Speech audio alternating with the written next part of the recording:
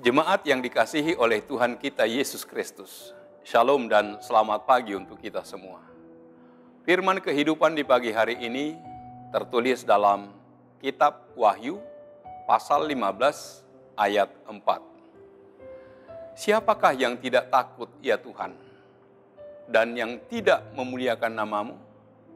Sebab Engkau saja yang kudus, karena semua bangsa akan datang dan sujud menyembah Engkau.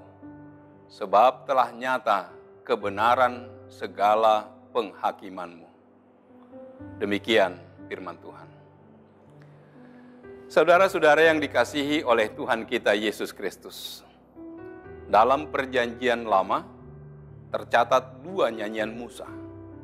Satu dalam Keluaran 15, di mana Musa bersyukur dan merayakan kemenangan atas Firaun, Raja Mesir.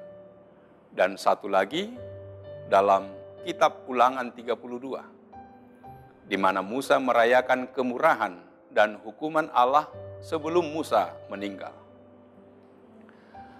Nyanyian Musa dalam Keluaran pasal 15 menjadi dasar dari nyanyian yang dicatat dalam Wahyu 15 ayat 3-4. Nyanyian Musa dalam Keluaran cocok dengan konteks Kitab Wahyu, adalah mensyukuri dan merayakan kemenangan atas godaan dan kesusahan besar sebagai murid-murid Kristus.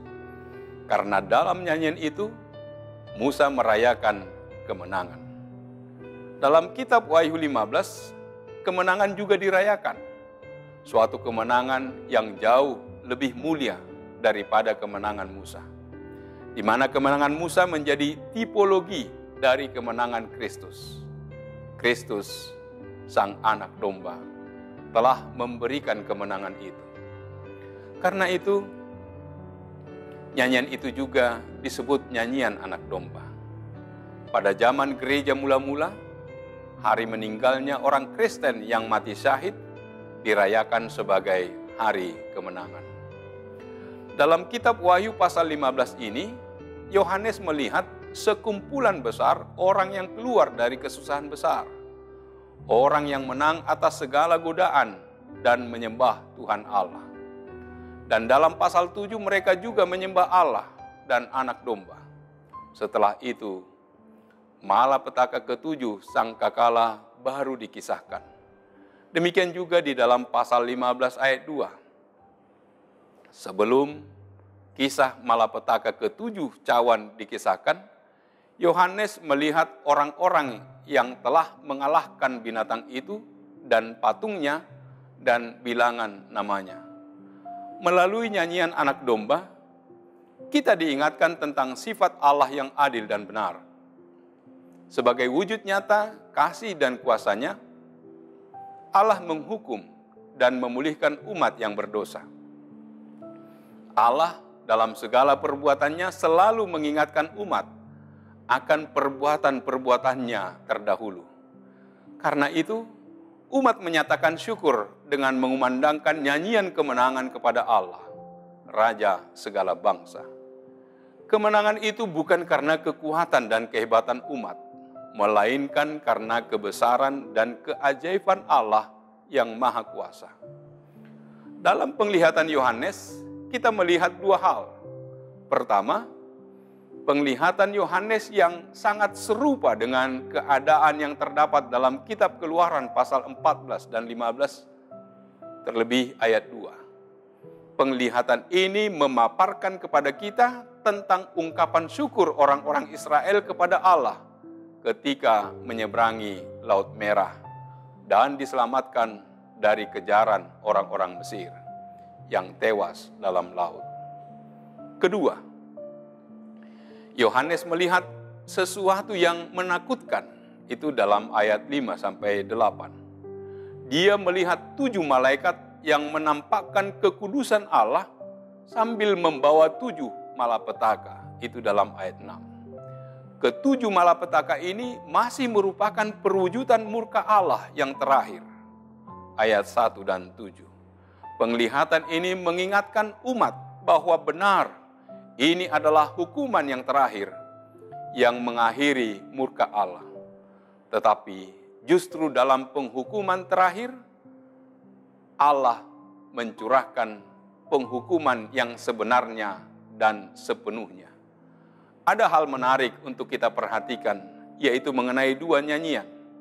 Nyanyian Musa dan nyanyian anak domba. Kedua nyanyian tersebut saling terkait. Pembebasan yang Allah demonstrasikan melalui Musa di Perjanjian Lama, yang adalah fakta sejarah, mengarahkan kita pada fakta pembebasan yang sempurna dan sejati dalam Perjanjian Baru, yaitu pengorbanan Yesus Kristus di kayu salib. Tuhan Yesus menjanjikan berkat kepada yang setia, kepada barang siapa yang menang, kepada yang menuruti apa yang tertulis di dalam kitab Wahyu.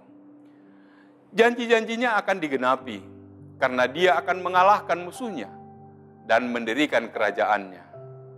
Juga mereka yang menganiaya anggota jemaat Kristus akan dikalahkan oleh raja atas segala raja. Sehingga mereka yang dianiaya akan dihibur dan didorong untuk setia di dalam penganiayaan. Karena itu, orang Kristen yang bijaksana adalah orang Kristen yang memiliki sikap takut kepada Tuhan. Amin. Marilah kita berdoa. Allah Bapa di surga, terima kasih Tuhan.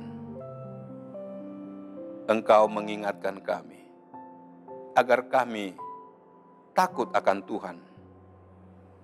Biarlah kami senantiasa memuliakan nama-Mu, sebab Engkau saja yang kudus. Karena semua bangsa akan datang dan sujud menyembah Engkau, sebab telah nyata kebenaran segala penghakiman-Mu. Firman-Mu mengingatkan kami betapa berkuasanya Engkau ya Tuhan atas segala kekuatan dan kuasa-kuasa yang ada di bumi, dan Engkau telah mengalahkannya. Sebagai bukti kasih-Mu untuk menyelamatkan umat yang berdosa, biarlah kami senantiasa takut akan Tuhan. Dan apapun yang menjadi tantangan dan pergumulan kehidupan kami, dalam pemeliharaan Tuhan, Tuhanlah yang akan memberi kemenangan dan sukacita kepada kami. Berangkatkanlah kami untuk aktivitas kami, kegiatan kami dalam satu hari ini. Terpujilah nama-Mu. Dalam nama Yesus, kami berdoa dan mengucap syukur. Anugerah dari Tuhan kita Yesus Kristus, kasih setia dari Allah Bapa, serta persekutuan dengan Roh Kudus, kiranya menyertai kamu sekalian. Amin.